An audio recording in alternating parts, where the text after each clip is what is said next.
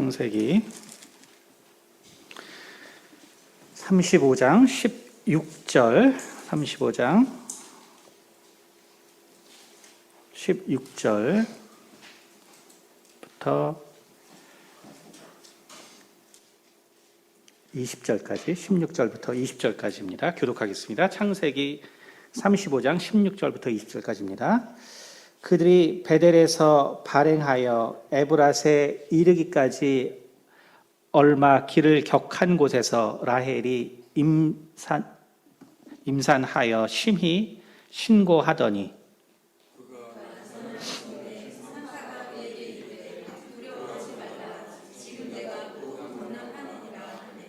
그가 죽기에 임하여 그 혼이 떠나려 할 때에 아들의 이름은 베논이라 불렀으나 그 아비가 그를 베냐민이라 불렀더라.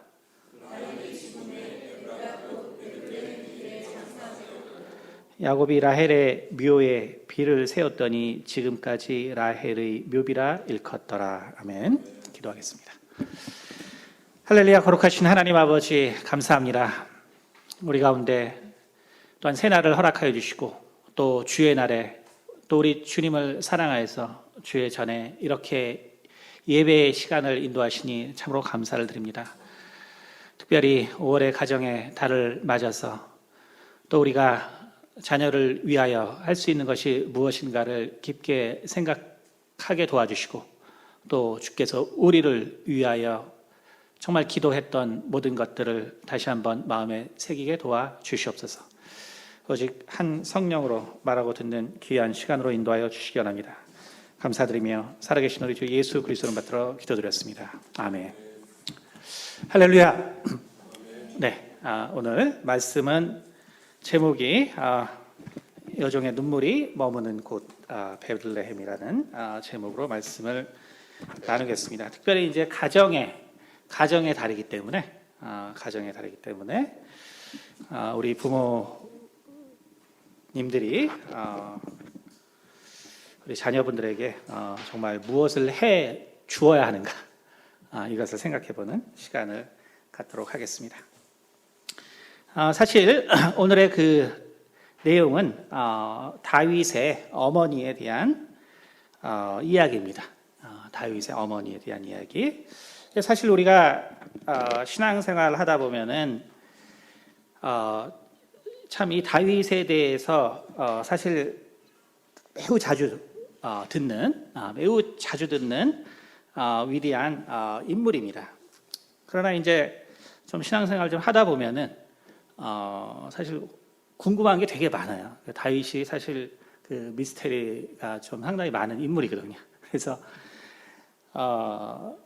왜냐하면은 이 다윗이 사실 그 성경의 어디를 봐도 다윗의 그 이제 할머니의 이름은 나오는데 그렇죠? 다윗의 할머니의 이름은 나오는데 다윗의 어머니에 대한 기록은 없거든요. 그러니까 다윗의 할머니에 대한 이름, 그것은 이제 우리 룻기를 아니까 룻이 이제 다윗의 할머니인데, 근데 이제 사실은 다윗의 이제 어머니에 대한 얘기가 없어요.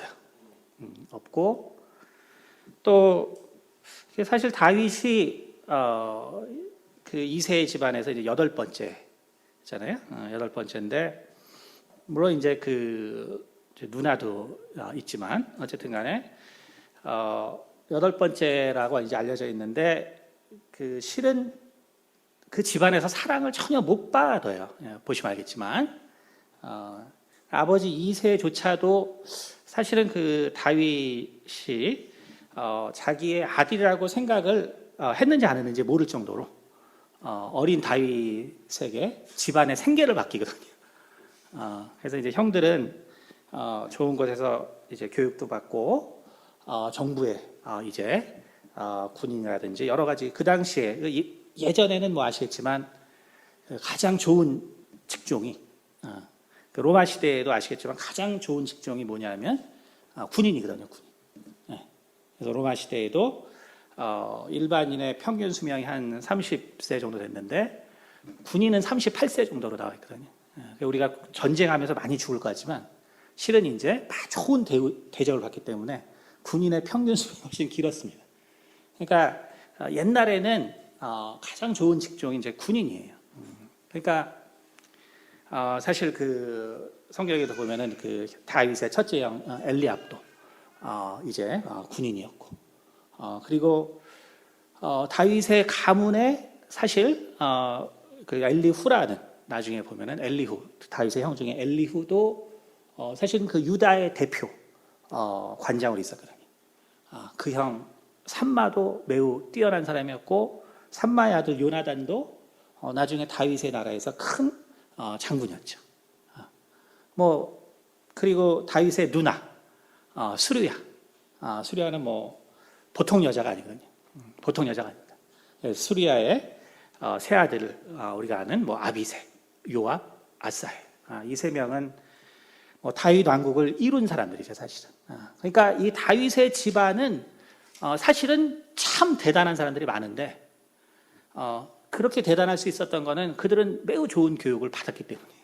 그런데 이제 다윗은 맨날 양만 치고 있었거든요. 그러니까 사실은 우리가 성경을 잘 참고해 보면 신기하게도 이 이세 집안의 생계를 책임진 자가 다윗이에요.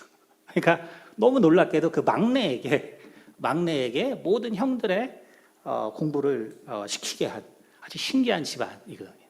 그래서 사실은 우리가 그래서 참 다윗에 대해서 우리가 좋은 점을 많이 알고 있지만 이제 어느 정도 지나면 이 참 다윗은 어떻게 됐길래 이러한 삶을 살았을까?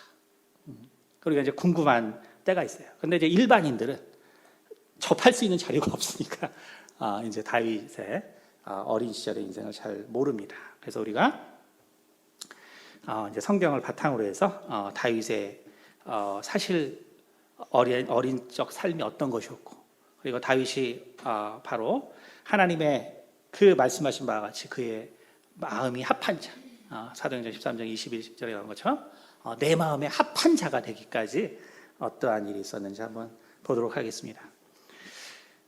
사실 이것을 알기 위해서는 우리가 그 베들레헴이라는 곳이 어떤 곳인지를 좀 알아야 합니다. 베들레헴. 사실 우리가 베들레헴이란 말이 이게 사실 떡집이라는 소리죠. 떡집이라는 소리거든요. 떡집. 그래서 그 베들레헴의 그 집떡인데 우리나라랑 순서가 달라서 떡집이에요. 그러니까 사실은 그 말 자체로 뭔가 상당히 이제 풍요한 곳이라고 우리가 생각할 수 있어요. 풍요한 곳. 우리가 농담으로도 이 살이 나오는 걸 이렇게 베들레헴이라고 하는 것처럼 뭔가 이제 상당히 부유한 곳. 거기다 이제 성탄절까지 이게 겹쳐가지고 이 성탄절에 예수님께서 이제 베들레헴에서 나셨는데 우리가 이제 항상 오해하는 것이 뭐냐면 이제 그 성탄절의 분위기. 근데 사실 기독교인들이 만드는 성탄절 분위기가 아니라 세상 사람들이 만드는 그 성탄절 분위기 때문에 사실 성탄절은 매우 화려하잖아요. 응? 화려하죠. 화려하기 때문에 저도 어떤 설교들을 많이 들었냐면 우리 주님께서 정말 태어나실 때 그 사람들이 그 정말 호랑방탕한 그 삶들을 사느라고 우리 예수님께서 정말 묵을 방 하나 없었다. 오늘날 이 대학 주변에 모텔이 꽉꽉 차는 이러한 이 타락의 시대처럼 베들레헴 역시 바로 이제 그렇게 그런 쾌락으로 난무해서 우리 주님께서 태어나실 방 하나 없었다. 이제 이렇게 설교를 또 하다 보니까 우리가 이제 베들레헴 하면은 상당히 환락의 도시라고 이제 착각을 합니다.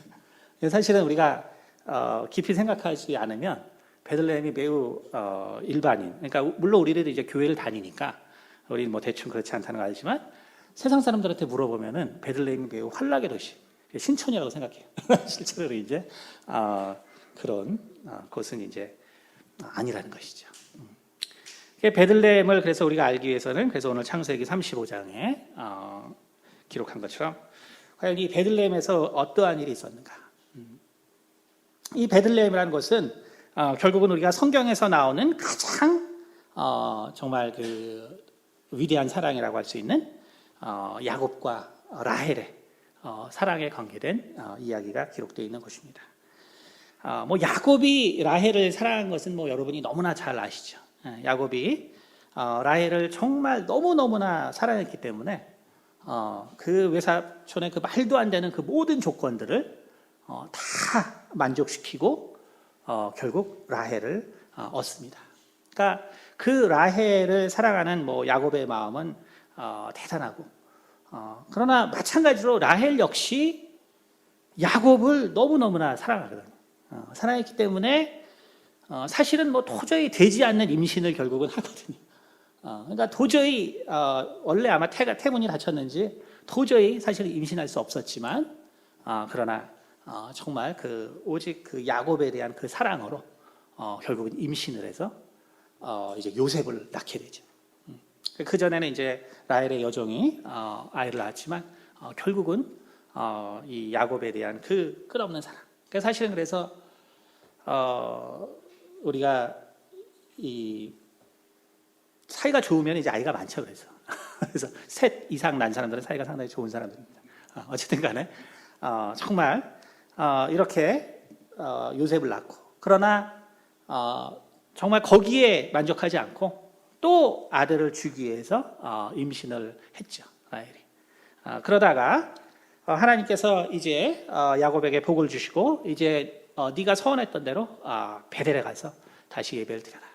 그래서 이제 결국은 이제 그 북쪽 산 쪽으로 여정을 떠나는데 그런데 이제 사실은 옛날이기 때문에 먼 여행을 그 임산부가 따라간다는 건 매우 힘든 일이거든요. 힘든 일이지만 라헬은 쫓아간단 말이에요. 쫓아간단 말이죠. 그러니까 그것은 그만큼 정말 그 야곱에 대한 사랑 그리고 야곱이 사랑했던 그 하나님 그러니까 그 하나님에 대한 그 사랑이 있어요. 있기 때문에 그 어려운 길을 갑니다. 그리고 하나님 앞에 예배를 드리고 이제 이삭이 나이가 많이 들어서 한 160일 가까이 되죠. 그래서 결국은 다시 헤브론으로 내려오는 몇 달에 걸친 길이거든요. 결국 이제 그 길로 내려가다가 오늘 여기 이제 16절에 있는 것처럼 그들이 베델에 발행하여 에브라스에 이르기까지 얼마 길을 격한 곳에서 그 매우 힘들고 어려운 길이고 라헬의 임신한 라헬에게서는 매우 그 어렵고 힘든 길이었거든요. 그러니까 결국은 여기 있는 것처럼 이제 아이를 낳는 이렇게 일이 발생하는데 문제는 이제 난산이 되어버립니다. 그러니까 결국 정말 평생을 사랑했던 남편 야곱 그리고 남편이 사랑했던 하나님 그러니까 그 하나님에게 정말 자기에게 주신 그 축복을 기억하면서 예배를 드리러 갔다가 결국은 무리하게 되어서 결국은 이제 난산 과정에 죽게 됩니다. 그러니까 18절에 뭐라 그러냐면은 그가 죽기에 임하여 그 혼이 떠나려 할 때에 아들의 이름을 그래서 베논이라고 지어요. 베는 이제 아들이라는 소리고 논이는 결국 이제 슬픔이죠, 슬픔. 그래서 슬픔의 아들이다. 그러니까 정말 사랑했던 야곱을 정말 자기 남편 야곱을 놔두고 떠나게 되는 라헬은 정말 그 슬픔으로 그 아들의 이름을 원래 이제 베논이라고 짓게 됩니다. 이제 야곱이 베냐민이라고 곧 바꾸게 되지만 그러나 그만큼 남편에 대한 그 사랑으로 가득 찼던 것을 볼 수가 있습니다. 그래서 이 야곱 역시 라헬이 죽으면서 야곱의 그 시간은 그냥 멈춰버립니다. 야곱의 그 평생, 이제 야곱의 남은 모든 평생은 라헬이 죽은 그 시점으로 멈춰버려요. 그래서 우리가 창세기 47장 한번 보면 창세기 47장 창세기 47장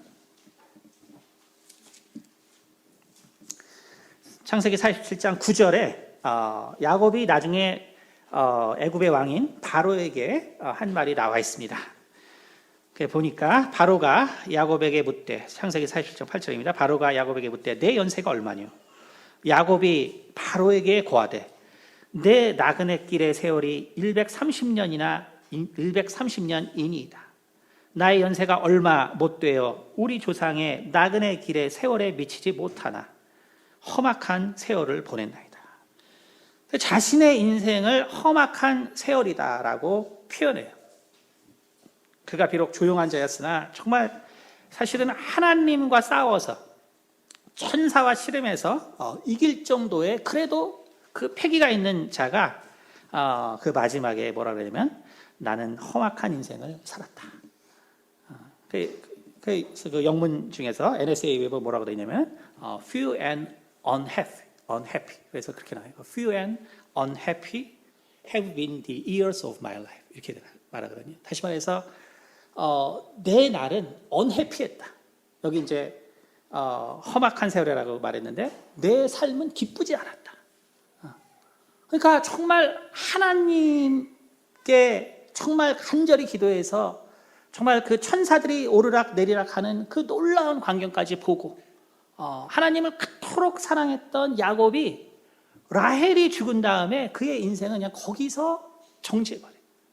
그래서 뭐라고 하냐면 자기 인생에 대해서 말할 때 내 인생은 참 기쁘지 않았다. 내 인생에는 정말 기쁨이 없었다. 그러니까 얼마나 이 야곱이 라헬을 사랑했는지 알 수 있죠. 그리고 48장에 또 뭐라고 합니까? 48장 마지막 유언에 대해서 이제 말하는 거예요. 마지막 유언을 하는데 자기에게 대해서 말합니다.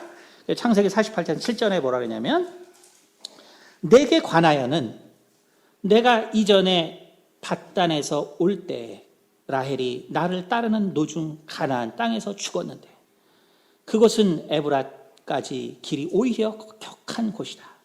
내가 거기서 그를 에브랏 길에 장사하느니라. 에브랏은 곧 베들레헴이라. 그러니까 야곱이 자기 인생을 총정리하는데 뭐라 그러냐면 내게 관하여는 내가 라헬을 장사 지냈다. 그러니까 자기 인생의 전부가 뭐냐면은 라헬을 장사 지낸 거예요. 그러니까 영어에는 그 앞에 to my sorrow라는 말이 붙어 있습니다. 내가 너무너무 내가 슬프게도 내가 라헬을 장사 지냈다. 그러니까 자기 인생은 라헬을 장사 지낸 게 다예요. 이스라엘의 12지파의 정말 시초가 된 자, 정말 하나님으로부터 이스라엘이라는 이름을 들은 자가 자기 인생에 대해서 뭐라고 말하냐면 나는 너무 불행했다. 내 인생에는 행복함이 없었다. 그리고 내 인생이라는 것은 내가 너무너무나 가슴 아프게 나의 사랑하는 라헬을 장사 지냈다. 이것이 야곱의 정말 그 고백입니다. 그러니까 얼마나 야곱과 라헬이 서로 사랑했는가. 정말 그러한 사랑을 하게 됩니다. 그러니 바로 어디다가 라헬의 무덤이 세워졌냐면은 바로 베들레헴 그 들어가는 그 지나가는 바로 그 입구 근처에 라헬의 묘비가 세워지게 되거든요.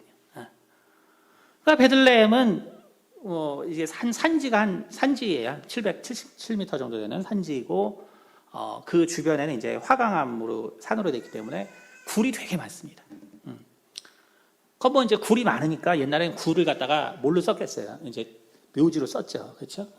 그러니까 사실은 베들레헴은 우리가 생각하는 것과 매우 다르게 베들레헴이라는 장소는 오늘 우리 서울을 비교해 보면은 망우리 같은 곳이에요. 망우리.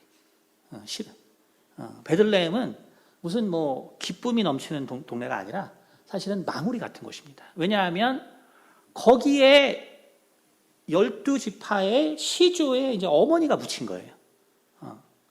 그러니 사람들이 정말 정기적으로 찾아오는 경건한 장소가 되어버린 거죠. 결국은 미가서 5장 1절에 나오는 것처럼 정말 베들레헴에 대해서 말하기를 미가가 정말 네가 가장 작은 곳이다. 네가 가장 작은 곳이지만 그곳에 바로 메시아가 올 것을 미가서 5장 1절에 기록하고 있죠. 그러니까 사실 베들레헴이라는 것은 그렇기 때문에 오늘날 그 망우리가 발전할 수 없는 것처럼 성경에 뭐 미가도 그렇지만 또 예레미야에도 잠깐 기록되어 있는데 다 베들레헴이라는 것은 다 작은 곳. 그리고 결국 예수님께서 오셨을 때도 결국 왜 여관에 자리가 없었냐면 그 환란 때문, 그러니까 유흥 때문에 환락에 도주했기 때문에 자리가 없는 게 아니라 그냥 없어요. 건물이 별로. 그러니까 편의 시설이 없는. 누가 뭐 묘지 있는데 와서 뭐 망우리에서 1박 2일 하는 사람 없잖아요. 당일치기 왔다 가지. 그러니까 여관이라는 것 자체가 별로 없기 때문에 사실은 거기 예수님이 묵을 곳이 없던 것이에요. 원래 사실 실상이 그렇습니다. 우리가 이제 그러나 많은 이제 오해들을 가지고 있지만 실은 베들레헴은 너무나 슬픈 곳이란 것이에요. 베들레헴은 너무나 슬프고 너무나 가슴 아픈 일이 많은 곳. 그러니까 그 곳에 사는 사람들에게는 마음의 여유가 없어요. 그곳에 사는 사람에게는 마음의 여유가 없고 남을 돌볼 만한 그러한 능력 있는 자도 많지 않은 곳이에요.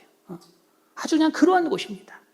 그래서 바로 베들레헴이라는 것은 그렇기 때문에 오늘날 이 세상을 비유하는 것이죠. 정말 희망을 상실한 곳, 꿈을 상실한 곳. 거기에는 정말 죽음과 어두움과 슬픔이 있는 바로 그 베들레헴은 오늘날 이 세상을 사실은 상징하고 있는 것입니다. 바로 이곳에서 태어난 자가 바로 다윗입니다. 다윗이에요. 그러니까 이곳에서 태어났어요. 그러니까 이 베들레헴의 분위기를 우리가 생각해 보면 사실은 룻기에 잘 나와 있거든요. 룻기에 보면 그의 이제 그 온 유대 지역에 가뭄이 들죠. 엘리멜렉이라고 결국 그 나오미의 이제 남편이 이제 살 환경이 안 되니까 결국은 이제 삶 가운데 이제 어려움이 생기고 그래서 결국 자기의 땅도 이제 다 잃게 된 거예요. 그러니까 이제 모압 지방으로 이제 살기 위해서 갑니다. 그곳에 뭔가 그 모압 왕이 뭔가 잘 대해준다는 그런 얘기 때문에 다시 말하면 베들레헴은 서로 뭐 여유가 있지가 않아요. 어려운 사람을 뭐 돌볼 만한 환경이 아닙니다. 그러니까 결국 모압으로 갔다가 결국은 엘리멜렉 거기서 죽고 그렇죠? 나오미가 그래서 거기서 또 자기 두 아들도 잃고 그래서 이제 두 며느리만 데려왔다가 결국은 베들레헴까지 다시 온 것이 바로 룻이죠. 그러니까 그때 이제 그 나오미가 이제 그 베들레헴이 다시 좀 살만해졌다고 해가지고 다시 왔는데 돈이 없기 때문에 결국은 이 토지를 갖다가 자기 이 토지를 이제 팔아야 되는 상황이 이제 온 것이죠. 그래서 토지를 이제 혹은 이제 만약에 토지를 잃었으면은 우리가 희년이 되면은 사실 이제 다시 사와야 되잖아요. 사오거나 그게 하나님의 율법이 그렇기 때문에. 그런데 이제 돈이 없는 사람은 결국은 누군가가 그걸 해줘야 돼요. 그래서 우리가 잘 아는 뭐 킨십 리디머라고 토지 무르기 제도가 있거든요. 그것은 이제 예수 그리스도가 우리를 사단으로부터 값을 주고 사온 것에 비유되는 아주 중요한 제도이죠. 그러니까 하나님은 그 친족들이 땅을 결국은 팔아서 없어졌을 때 희년이 되면 다시 다 사오라고 얘기하거든요. 그래서 자기가 못 사오면 친족들이 그걸 사줘야 돼요. 그걸 토지 무르기라고 합니다. 그래서 순번대로 그것을 해야 되는데 결국은 이제 친족들이 그것을 갖다가 또 나오미한테 그걸 갖다가 이제 사고 하게 되면은 자기 그 생활에 문제가 생길까봐 그 이제 룻기 사장에 있는 것처럼 이제 다들 피합니다. 그러니까 그래 우리가 한번 볼까요? 룻기 한번 볼까요? 룻기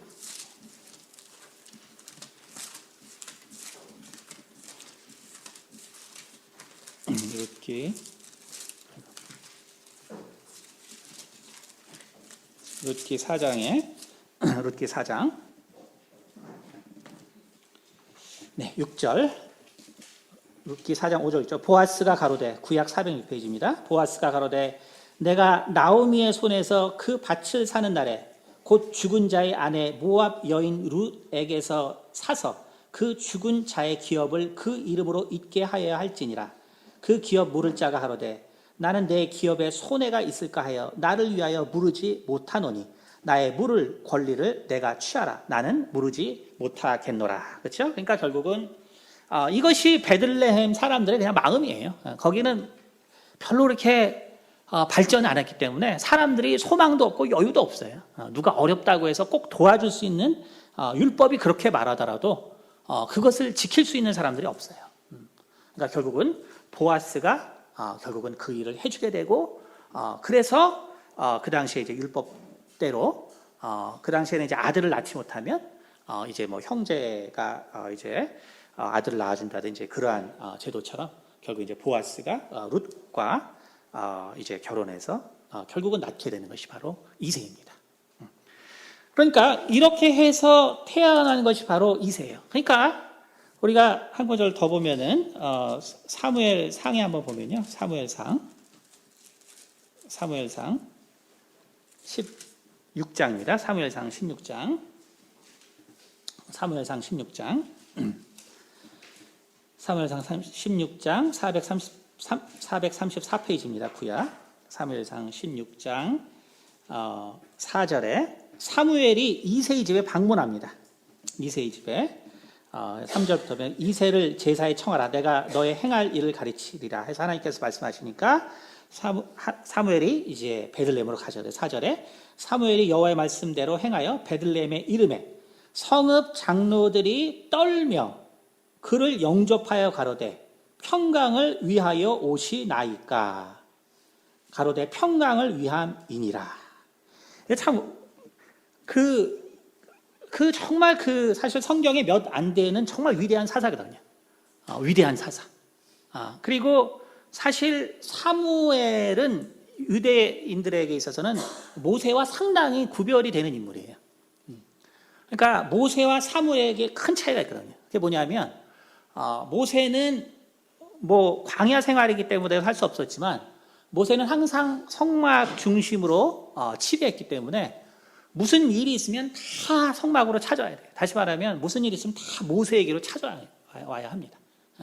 그러니까 이제 그게 습관이 돼서 사사들은 다 이제 성막 근처에 있고 그리고 이제 사람들이 바로 사사를 찾아오는 이제 그러한 시스템으로 몇백 년이 흘렀거든요. 근데 그것을 갖다 전격적으로 개혁한 사람이 사무엘이에요.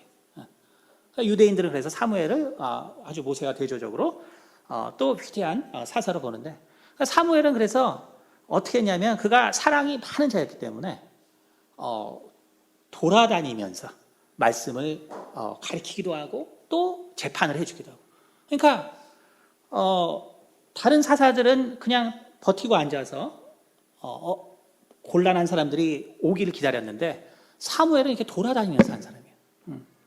그러니까 사무엘이 오면은 많은 일들이 해결되고 또 하나님의 말씀을 들을 수 있어서 대부분 기뻐했거든요. 근데 이제 어떻게 이게 베들레헴 사람들은 두려워하는 거예요. 두려워하는. 다시 말해서 베들레헴 사람들은 율법을 그대로 지킬 수 없는 율법에도 소망이 없고 세상에도 소망이 없고 그냥 소망이 없는 사람들이에요. 그 지역 사람들은 소망이 없습니다. 그러니까 이제 사무엘이 온다고 하니까 두려워서 떠는 거예요. 두려워서 떱니다. 평안을 위함이니까. 우리가 뭐 잘못해서 오시는 겁니까? 이렇게 물어보는 거예요.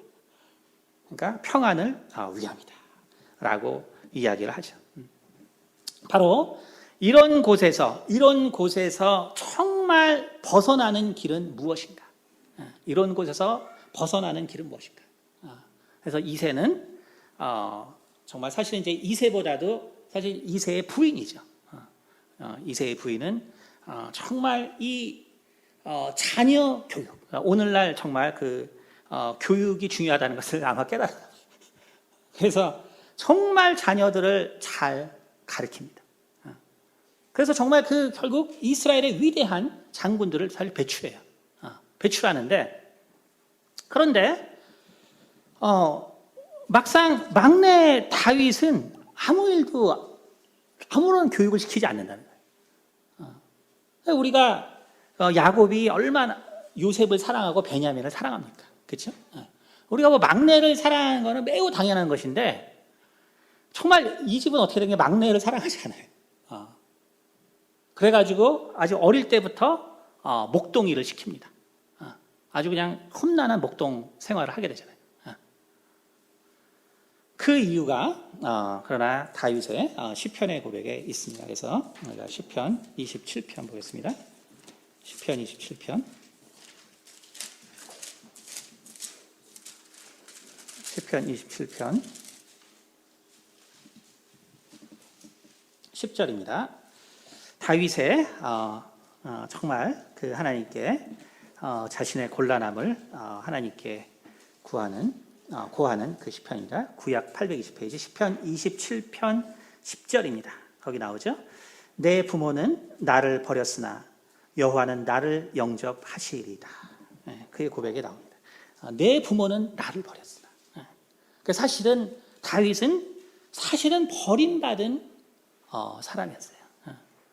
사실 우리가 이제 이 성경이 잘 안 나서 잘 모르는데 유대인들의 기록을 보면은 원래 다윗은 자기 어머니 밑에서 크지 못했습니다. 왜냐하면은 이새에게는 매우 아름다운 여종이 하나 있었어요. 여종이 하나 있었는데 바로 그 여종과 결혼해서 낳은 것이 바로 다윗입니다. 그리고 이새는 그래서 그 여종을 첩으로 맞으려고 했는데 그 부인이 이새의 부인이 보통 성격이 아니었거든요. 그건 이제 스루야를 보면 알 수 있어요. 스루야. 근데 이제 물론 오늘날로 이제 생각하시면 안 돼요. 오늘날 뭐 첩을 삼겠다는데 누가 그걸 좋아해? 그건 말도 안 되는 거죠. 그러나 이제 옛날에는 옛날 뭐 3,000년 전이니까 그때는 이제 뭐 사실은 뭐 우리도 뭐 가끔 코미디에 나오지만 한 15년, 한 20년 전만 해도요. 어디서 아들 나오면요, 무조건 키워야 됐어요. 코미디에서도 나오잖아요. 남자들이 어디서 아들 나오면 부인들이 기쁘게 키워야 했습니다. 그 20년 전만 해도 그랬어요. 그게 얼마 안 돼요, 사실. 아시겠지만. 그러니까 그게 뭐 3,000년 전이었으니까 이제 상황이 완전 다르죠. 그러니까 결국 정말 이새가 그 여종에게서 아이를 하나 낳는데 그가 바로 다윗이었는데 그러나 결국은 그 원래 정부인이 다윗 이 여종을 첩으로 만든 것을 극구 반대합니다. 그래서 이새의 원래 부인의 성격은 그 딸 수르야에게서 나타나는 거예요. 수르야라는 여인이 정말 성경에 보면 대단한 여인입니다. 대단한 여인인데 아마 이새 부인은 아마 수르야 같은 거의 그런 성격이었던 것 같아요. 여장부죠. 그러니까 결국 이제 다윗의 그 어머니를 결국 쫓아내요. 쫓아내고 그래서 다윗은 사실 아마 한두 살 정도라고 보통 유대인들 말하는데 그때 결국은 키워지게 되고 그래서 이제 얼마 안 돼서 이제 목동일을 시작하는 거예요. 그래서 우리가 보면은 여러분 다윗이 뭐라 그러냐면은 나중에 그 사울 앞에서 뭐라 그러냐면 내가 양을 치다가 정말 사자나 곰이 양을 갖다가 잡아가면 내가 가서 그들과 싸워서 양을 갖다 데려왔다 그랬거든요. 여러분 근데 성경에서 그 사자랑 싸운 사람은 단 3명밖에 없어요. 그러니까 다윗이 그 어린 나이에 여러분 그 예수님이 뭐라 그러냐면은 나는 선한 목자라. 요한복음 말씀하죠. 나는 선한 목자라. 선한 목자는 양을 위하여 자기 목숨을 내버리거니와 이렇게 얘기하거든요. 나는 선한 목자라. 여러분 여러분 한번 생각해보세요. 내가 어떻게 해야 정말 뺏긴 그 양한테서 근데 누구한테 뺏겼냐면 사자나 곰한테 뺏겼을 때 정말 내가 어떻게 해야 아니면 어떤 캐릭터래야 내가 도대체 저 양을 뺏어올까? 아마 뭐 의협심이 강한 캐릭터면 아마 뺏어올 수 있을지 몰라요. 아니면 재물에 눈이 어두워서 와 정말 양 한 마리가 얼마인데 절대로 안 돼. 재물에 눈이 어둡거나 혹은 약간 이제 모자른 거죠. 약간 모자라서 자기 생명이 어떤지 모르는 그런 사람이 아마 가서 양을 뺏어올 거예요. 근데 도대체 그러니까 삼손 같은 경우 이제 의협심이 강하죠. 사자를 갖다가 이렇게 굳이 그럴 이유 없는데 자기 힘 자랑하잖아요. 그러니까 이제 다윗은 그럴 이유가 없거든요. 다윗은 그럴 이유가 없거든요. 그럼 도대체 다윗은 왜 뺏어갔냐? 바로 예수님 말한 것처럼 나는 선한 목자라. 선한 목자는 양을 위하여 자기 목숨을 버리거니와. 그러니까 다윗은 너무 어릴 때부터 양하고 켜서 양 형제인 거예요. 그러니까 양을 진짜로 사랑한 거예요. 사랑한 거. 너무 어릴 때부터 양하고 커서 양을 너무 사랑한 거예요. 정말 예수님이 우리를 사랑한 것처럼, 예수님이 우리를 정말 사랑한 것처럼 다윗은 사실 그렇게 양을 사랑한 것입니다. 그러니까 자기의 목숨을 돌보지 않고, 자기의 목숨을 돌보지 않고 그 어릴 때부터 그렇게 맹수들과 싸울 정도로 사랑했다는 거예요. 그것은 뭐냐면 오늘 다윗이 고백한 것처럼 내 부모는 나를 버렸으나 여호와는 나를 영접하시리이다. 내 부모는 나를 버렸으나 여호와는 나를 영접하시리이다. 사실 이것이 바로 다윗의 사실은 인생이에요. 이것이 다윗의 인생입니다. 정말 누구도 자기를 붙들어 주지 않은, 시편 38편에도 나오지만 내 친족들도 나를 멀리하였습니다. 내 친구들도 나를 멀리하고 내 친족들도 나를 멀리하였나이다라는 것이, 그것이 그냥 다윗의 평생의 그런 삶이에요. 아무도 자기 편은 없었던 사람이 바로 다윗입니다. 그런데 정말 이러한 다윗이 어떻게 그 위대한 정말 하나님의 사람이 되었는가? 바로 그것이 오늘 우리가 정말 가족의 날을 맞아서 우리가 생각해 보아야 될 바로 부분입니다. 우리가 시편 86편을 보겠습니다. 시편 86편 구약 864페이지입니다.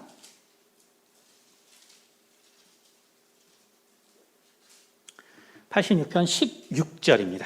구약 86편 16절입니다. 내게로 돌이키사 나를 긍휼히 여기소서. 주의 여종에게 힘을 주시고 주의 여종의 아들을 구원하소서. 다윗이 환난 중에 하나님 앞에 기도하는데 뭐라 그러냐면 주의 종에게 힘을 주시고 주의 여종의 아들을 구원하소서. 정말 다윗이 정말 자기 어머니에게 대해 표현한 거의 유일한 구절인데 뭐라고 말하냐면 주의 여종에게. 다윗은 정말 자기 어머니가 누군지 모르고, 그리고 그렇게 혼자 크고, 그리고 정말 그 이스라엘의 왕까지 되지만, 그러나 그가 정말 하나님을 만나고 나서 정말 하나님으로부터 그의 어머니에 대해서 알게 되는 거예요. 그의 어머니. 한 번도 본 적이 없는 그의 어머니. 그의 어머니에 대해서 다윗이 뭐라고 표현하거냐면 주의 여종이라는 표현을 쓰는데, 성경에서는 주의 여종이라고 표현된 사람이 딱 3명 있습니다. 딱 3명 있어요. 누구냐면 바로 한나. 사무엘의 어머니였던 한나. 그리고 예수님의 어머니 마리아. 그리고 오늘 다윗의 어머니에 대해서 다윗이 주의 여종이라고 말하고 있었다는 것입니다. 정말 다윗의 어머니는 정말 그 핏덩이 같은 다윗을 낳고 쫓겨났을 때 정말 그 슬픔과 그 고통과 그 아픔을 어디에도 표현할 수가 없었겠죠. 정말 자기 아들을 평생 보지 못하고, 정말 이 다윗의 어머니는 정말 그 기도 가운데 죽어서 언제 어떻게 살고 어떻게 죽었는지도 모르는 여인이에요. 그 여인이 누군지 아무도 모릅니다. 그러나 무엇을 다윗에게 남겨줬냐면 눈물의 기도를 남겨줬다는 것이에요. 눈물의 기도를. 여러분, 우리가 우리 자녀들에게 정말로 해주어야 하는 것이 무엇인가를 그래서 우리가 잘 알아야 합니다. 여러분, 우리가 우리 자녀에게 세상의 무언가를 부족하게 했기 때문에 자녀들에게 문제가 있는 것이 아니라는 것이. 우리가 정말 무언가 부족하게 자녀들에게 했기 때문에 정말 자녀들에게 문제가 있는 것이 아니고 바로 우리가 내 자녀를 위해서 얼마만큼 기도했나를 여러분 잘 아셔야 합니다. 정말 내 자녀를 위해서 가장 귀하게 할 수 있는 것이 바로 기도라는 거예요. 여러분 그것을 정확하게 알아야 합니다. 제가 개인적인 얘기를 해서 좀 그렇지만 어쨌든 사실 저도 제가 누군지를 안 게 대학교 1학년 때예요. 대학교 1학년 때. 대학교 1학년 때 이제 대학 합격해서 이제 어머니랑 얘기를 하게 되는데 어머니가 뭐라고 말씀하시냐면 실은 내가 네 아비다 이게 아니고 실은 내가 친어머니가 아니다 이러시는 거예요. 그러니까 정말 상당히 충격이었죠. 상당히 충격이었습니다. 그러니까 우리 인생 어떻게 될지 몰라요. 사실은 여러분이 친자식이 아닐 수 있는데 그냥 부모님이 그렇게 죽었을 수도 있어요. 사실은 모르는 겁니다. 그럴 수도 있잖아요. 네, 옛날엔 또 그런 사람들이 또 꽤 있었습니다. 어쨌든 간에. 그러니까 정말 매우 충격적이었죠. 그러나 저는 생각했거든요. 그럼 뭐 하냐? 어차피 나를 키워준 분이 최고지. 저는 사실 별 문제 없이 컸어요. 그러나 사실 우리는 엄청나게 대단한 불교 집안이었거든요. 사실은. 그래가지고 진짜 우리는 뭐 도저히 뭐 어떻게 하나님 믿을 수 있는 환경이 아니었어요. 아니었는데 제가 대학교 3학년 때 그냥 친구 따라 수요 예배 갔다가 한번 그냥 갔다가 그때 성령 받고 그냥 하루에 그냥 다 바뀌었거든요. 그래서 제가 젊을 때 완전히 사실 사이코 같은 사람이에요. 그래서 저는 친구가 없고요. 추종자들만 있어요. 제가 이제 워낙에 이제 뭘 많이 알고 많이 공부를 하고 막 뭐 점도 치고 관상도 보고 막 이러니까 이제 친구는 실제로 없고요. 친구들이 아니라 추종자예요, 추종자. 저는 그래서 종교성이 원래 강해가지고 초등학교 6학년 때도 무슨 시험 보려 그러면은 이상한 일을 많이 했어요. 무슨 피라미드 같은 거 만들어 놓고 친구들 데려다가 막 이제 옥상에서 막 이제 예배를 드리는 제사를 드리는 거죠. 그래서 뭐 곤충을 잡아다 뭐 화형을 시킨다든지 이런 특이한 아주 그냥 이상한 이제 그런 좀 캐릭터였거든요. 그러니까 이제 제가 지금 이제 완전히 변했단 말이에요. 근데 이제 제가 박사과정을 하고 있는데 어느 날 이제 전화가 온 거예요. 전화가 남자로부터 해가지고 근데 자기가 꼭 만나야 되는 사람이에요. 그래서 이제 만나 보니까 이제 그분이 이제 외삼촌이었던 거지, 친외삼촌. 그래가지고 결국은 이제 어머니를 이제 만나게 됩니다. 근데 만나고 보니까 어머니가 정말 이 가족 사례에서 좀 그렇지만 하여간 아버지가 전형적인 그 옛날 분이에요. 그러니까 이제 아주 그 엘리트 외교관이셨으니까 엘리트신데 모든 스트레스는 집에 다 푸는 사람이에요. 집에. 그러니까 이제 근데 이제 그 전에 이제 아버님이 그 당시에는 사실 고시에 합격하는 사람이 그때 이제 옛날에는 지금처럼 뭐 수백 명씩 하는 것이 아니라 사실은 이제 박정희 정부가 들어와서는 고시를 다 없앴거든요. 없애고 이제 군인들이 다 하다가 몇 년 지나니까 도저히 나라가 운영이 안 되거든요. 그래서 이제 다시 고시제를 부활시킵니다. 그래서 이제 처음에 7명 뽑았어요. 그러니까 뭐 이게 뭐 그 당시에 뭐 고시 되고 하는 거는 지금 훨씬 힘들죠. 어쨌든 그래서 이제 고시 합격하고 나서 이제 저희 어머님의 이제 부모님에게 사실은 이제 뭐 큰 어떤 대접을 바란 거죠. 그러니까 이제 그게 마음에 안 드시니까 결국 이제 아이를 둘 낳고 이제 제가 이제 1살 때 결국 이제 어머니를 이제 버리시고 세장갈 드신 거죠. 그래서 결국 이제 근데 이제 어머니 집안은 기독교 집안이었어요. 기독교 집안. 그러니까 어머니는 결국은 이제 LA로 가시고 이제 다 정리하시고 그곳에서 이제 목사님 아드님하고 결혼하게 되면서 오직 저희들 때문에 정말 잠을 못 주무신 거예요. 그래서 정말 평생 정말 저희를 위해서 기도한 거예요. 저희를 위해서. 그러니까 저는 정말 이 다윗이 주의 여종의 기도, 주의 여종. 정말 그 다윗의 어머니가 할 수 있었던 것이 무엇인가? 아무것도 할 수 없었던, 그러나 그 여종이 사실은 가장 위대한 것을 주었다는 거예요. 그러니까 저희 어머니가 저에게 아무것도 할 수 없었지만 정말 제가 그렇게 만나기 힘들 수밖에 없었던 예수를 단 하루에 예수를 만나고 그리고 내 모든 인생이 변화된 것은 바로 어머니의 기도. 정말 어머니의 눈물의 기도가 오늘 저를 이렇게 만들었다는 것입니다. 오늘 우리가 정말 가정의 달입니다. 정말 우리 자녀를 위해서 정말 내가 과연 무엇을 해주고 있고 결국 내가 무엇인가를 해주기 못하기 때문에 나의 자녀에게 문제가 있는 것이 아니라 사실은 정말 나의 자녀를 위해서 가장 귀하게 할 수 있는 것은 바로 자녀를 위한 기도라는 것을 다시 한번 생각하시면서 정말 자녀를 위하여 기도하는 우리 모두가 되기를 예수님으로 축원드립니다. 기도하겠습니다.